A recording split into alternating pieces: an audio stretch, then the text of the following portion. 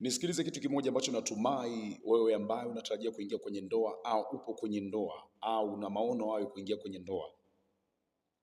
Nisikilize, hii kitu kitakusaidia sana.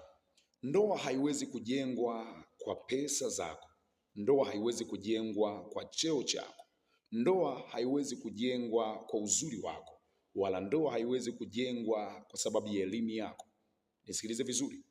Ndoa haiwezi kujengwa pia kwa uvumilivu tu. Hayo yote hayatoshi, bali ndoa inajengwa na Mungu mwenyewe. Nisikilize, mtafute Mungu ingali bado uko hivyo.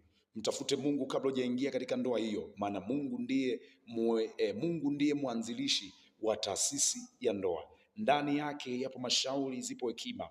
Unapomtanguliza yeye na kumshika yeye kwenye maisha yako, basi atakupa hekima na maarifa na uvumilivu namna ya kuweza kuiendo hiyo ndoa. Mungu akubariki. Kama umenielewa kwa haya machache, andika komenti yako.